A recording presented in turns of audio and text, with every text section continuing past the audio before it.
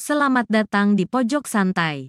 Sebelum Anda mendengarkan audiobook ini, kami menginformasikan bahwa channel ini adalah review audio dari buku yang ada di Indonesia. Untuk membaca keseluruhan buku ini, kami menyarankan membeli buku aslinya di toko buku kesayangan Anda, baik offline maupun online. Keberadaan channel ini dimaksudkan untuk membantu Anda mendapatkan pengetahuan dari buku-buku kesayangan Anda.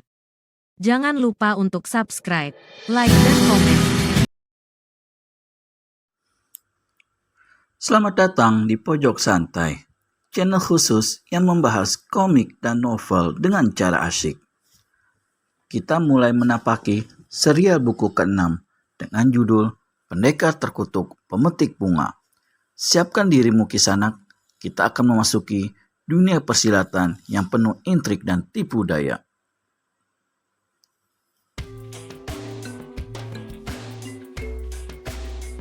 Sampai menjelang tengah malam, pesta perkawinan Putri Ki Lurah Rantas Madan dan Putri Ki Lurah Jambarwulung masih kelihatan meriah. Tamu-tamu duduk di kursi masing-masing sambil menikmati hidangan dan minuman yang diantar para pelayan, serta sambil menikmati permainan gamelan dan suara pesinden Nit Upitwarda yang lembut mengalun membawakan tembang Kembang Kacang. Kedua mempelai yang berbahagia, yaitu Ning Leswani dan Rana Wulung, kelihatan duduk di antara para tamu di barisan kursi paling depan, tepat di muka panggung. Ki Lurah Rantas Madan duduk di samping Rana Wulung bersama istrinya, sedang Ki Lurah Jambarwulung di sebelah Ning Leswani juga bersama istrinya. Karena masing-masing mempelai yang kawin adalah anak-anak lurah dari dua desa yang berdekatan, maka dengan sendirinya suasana perkawinan meriah dan besar-besaran.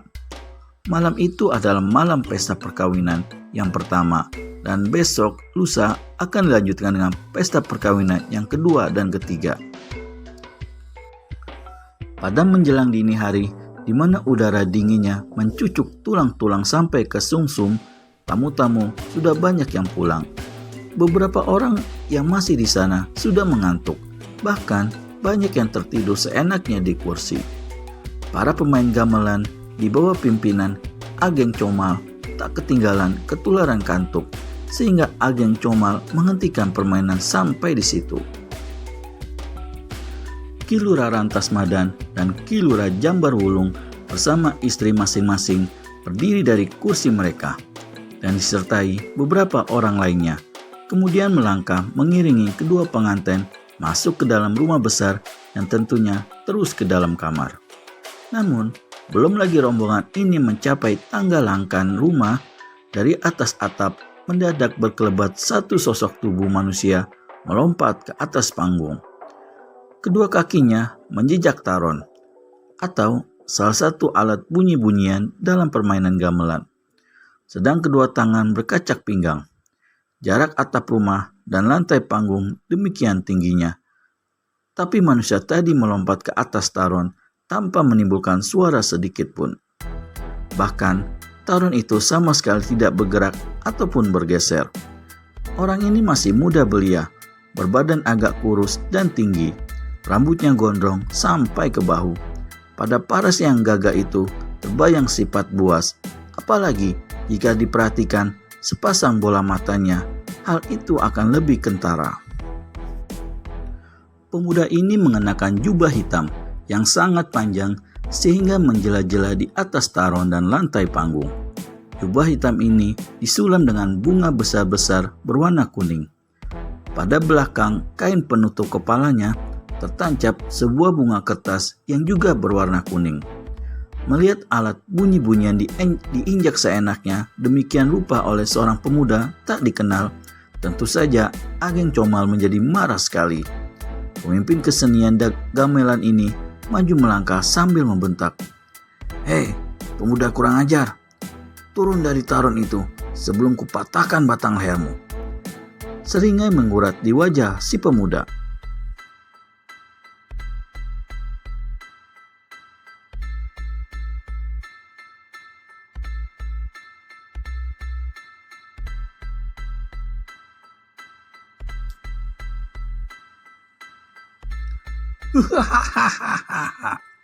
Dari mulutnya meledak suara tertawa yang menggetarkan dan menggigitkan, serta membuat liang telinga seperti ditusuk-tusuk. Suara tertawa itu yang didahului oleh suara bentakan angin comal tadi dengan serta-merta membuat semua orang berpaling. Tamu-tamu yang duduk terhenyak tidur di kursi terbangun oleh kedahsyatan tertawa si jubah hitam dan semua mata ditujukan adanya. Beberapa orang yang mengenali ciri-ciri pemuda di atas taron itu berseru kaget. Pemuda pemetik bunga. Maka suasana itu pun mendadak sontak menjadi gempar, penuh ketegangan. Yang memiliki senjata segera menggerakkan tangan, bersiap sedia menjaga segala kemungkinan. Ki Rantas Madan berbisik pada menantunya. Rana, bawa istrimu ke dalam, cepat.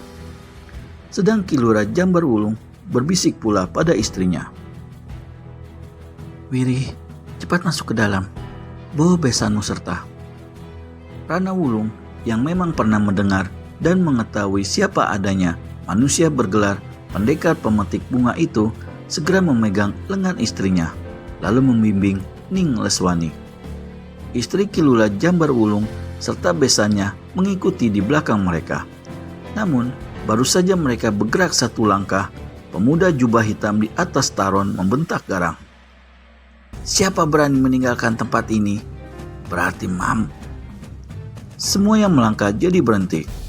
Ki Lurah Jambar Wulung hendak melangkah ke arah panggung. Besannya, Rantas Madan memegang lengannya dan berbisik. Jangan tempuh jalan kekerasan, Ki Lurah Jambar. Manusia ini tinggi ilmunya dan berbahaya. Biar aku yang bicara. Habis berkata demikian, Ki Lurah Rantas Madan maju ke depan panggung. Dia menegur dengan nada seramah mungkin. Pendekar pemetik bunga, kedatanganmu sungguh tak kami duga. Kalau kau kesini hendak memberikan restu ucapan selamat kepada putri dan menantuku, sebelumnya aku haturkan terima kasih. Pendekar pemetik bunga rangkapkan tangan di muka dada. Kemudian tertawa bergelak-gelak. Matanya yang menyipit hampir terpejam karena tertawa itu. Dan dalam tertawa itu, sesungguhnya kedua matanya memandang tajam kepada Ning Leswani yang cantik jelita. Disekanya ujung bibirnya dengan telapak tangan. Orang tua, kau sedikit lebih ramah dari besanmu, kata pendekar pemetik bunga pula. Tapi ketahuilah, aku datang ke sini bukan buat kasih ucapan selamat, tapi sebaliknya. Pendekar pemetik bunga untuk kesekian kalinya tertawa lagi gelak-gelak. Aku datang untuk menjemput putrimu, Ki Lurah. Katanya, dia sudah ditakdirkan menjadi milikku.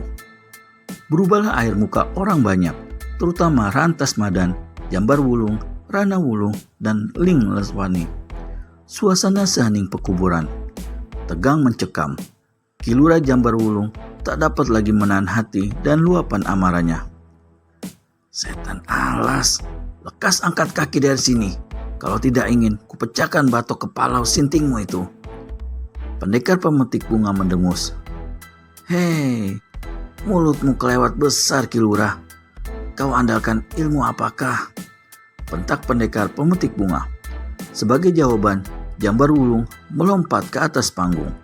Laki-laki ini tidak memiliki ilmu kesaktian dan tak pernah menuntut ilmu kebatinan. Namun dalam ilmu silat luar biasa, dia sudah menjajakinya sampai tingkat teratas. Karenanya, tidak mengherankan gerakannya melompat ke atas panggung tadi gesit dan enteng.